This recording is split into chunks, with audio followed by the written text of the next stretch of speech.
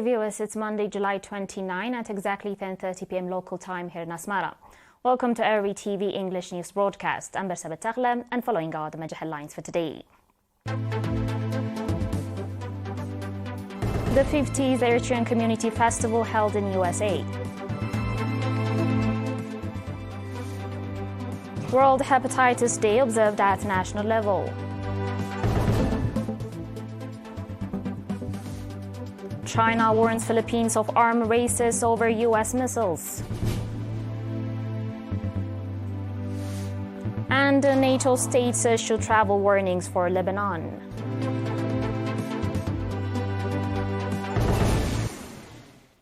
On your domestic reports, the 50th Eritrean Community Festival in the United States of America was held from 26 to 28 July in Washington, D.C. with patriotic zeal. The event was attended by ambassadors, diplomatic corps, Friends of Eritrea, and over 12,000 Eritrean nationals, highlighting the Eritrean people's substantial contribution to liberation and national development. Pavilions showcased Eritrea's cultural heritage, history, and advancements across various sectors, such as social services, tourism, agriculture, agro-processing, mining, and public diplomacy activities. Speaking at the opening ceremony, Mr. Birhane Gebrehiyot, charge d'affaires at the Eritrean Embassy in the U.S., gave an extensive briefing on the significance of the festival in nurturing noble societal values and national identity, as well as enhancing public diplomacy activities.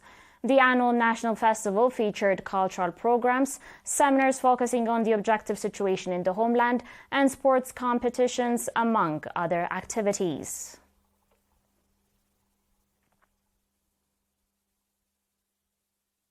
World Hepatitis Day, observed on 28 July, was celebrated at the national level today under the theme, "It is Time for Action." Dr. Eritrea, Director of Communicable Diseases Control at the Ministry of Health, indicated that World Hepatitis Day is being observed for the first time at the national level and for the 60th time globally. Dr. Eritrea explained that hepatitis is caused by 5 types of viruses, A, B, C, D, and E. The disease is particularly transmitted through blood-contaminated sharp objects, non-sterilized medical equipment, from mother to child, and through unsafe sex. Dr. Eritrea also noted that by the end of 2022, 2.2 million new infections and 1.3 million deaths were registered due to the disease, with 63% of these cases occurring in Africa. Sister Ngusti Tesfai Mikael, head of HIV/AIDS and Sexually Transmitted Diseases Control Unit, stated that a study conducted in Eritrea found that out of the 1,000 people, 30 are carriers of the B virus and 5 are carriers of the C virus. She also mentioned that the vaccination for the B virus was introduced in the country 22 years ago, and infants should be vaccinated within 24 hours of birth. The ministry is actively working in this regard. Dr. Nonso Ejiofor, representative of the World Health Organization in Eritrea, indicated that efforts will be made to reduce the prevalence of the disease by 90% by 2030. At the event, a general knowledge competition was conducted between high school students, and awards were given to winners.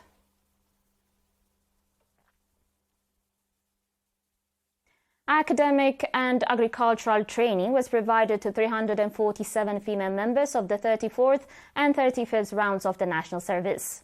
The training was organized in collaboration with the Ministry of Agriculture and the Southern Region Administration.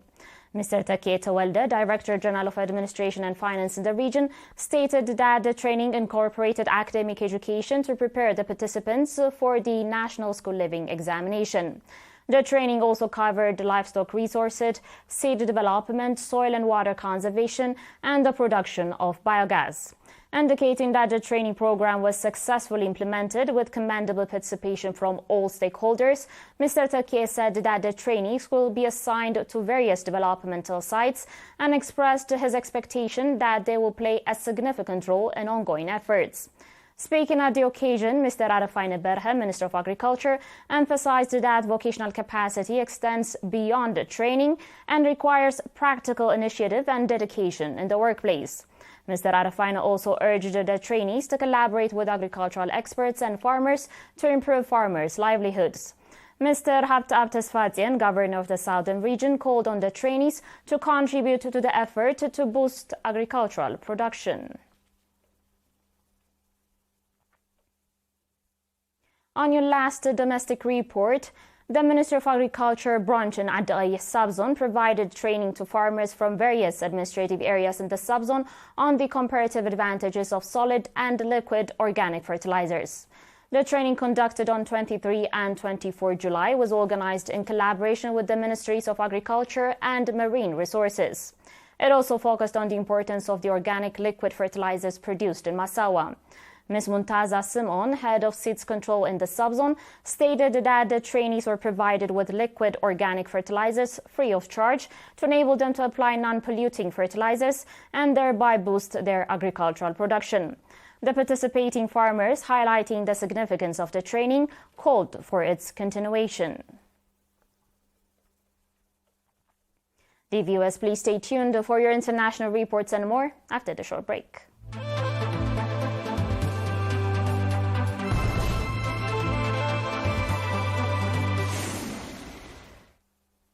Welcome back. Beijing has warned Manila against hosting U.S. intermediate-range missile systems in the country, stating that it could ultimately trigger an arms race in the region. The comments were made by Chinese Foreign Minister Wang Yi on Saturday as he met with his Philippine counterpart, Enrique Manalo, on the sidelines of the Association of Southeast Asian Nations Summit in Vientiane, Laos. The Philippines and China are facing serious difficulties and risk further straining relations since Manila has, according to Wang, repeatedly violated the consensus of both sides and its own commitments.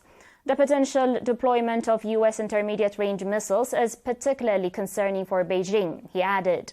Washington deployed Typhoon launchers capable of firing standard SM-6 and Tomahawk missiles to the Philippines in April. The systems have not been used in live-fire exercises and are set to be withdrawn in the next several months. This is according to an announcement by Manila earlier this month. On today's final report, several NATO members, including the U.S., have issued travel warnings for Lebanon, urging their citizens to immediately leave the country in the face of a potential full-blown war between Israel and the pro-Palestinian armed group Hezbollah. The tensions rapidly escalated on Saturday when a rocket strike killed 12 children in the Druze city of Majdan Shams in the Israeli-occupied Golan Heights. The Israel Defense Forces said that the projectile was an Iranian-made Falak 1 rocket fired by Hezbollah from southern Lebanon. The militants, however, denied their involvement in the strike. The U.S. Embassy released a travel notice on Saturday, urging Americans to strongly reconsider travel to Lebanon. The UK Foreign Office advised against all travel to Lebanon due to the risk associated with the ongoing conflict between Israel and Hezbollah. Similar warnings were issued by France, Germany, Belgium, the Netherlands, Norway, and Denmark, as well as by non-NATO countries such as Ireland and Australia. You're still watching ERi-TV, dear viewers, and now a recap of the major headlines. The 50th Eritrea Community Festival held in USA. World Hepatitis Day observed at national level. China warns Philippines of arms race over U.S. missiles. And NATO states issue travel warnings for Lebanon.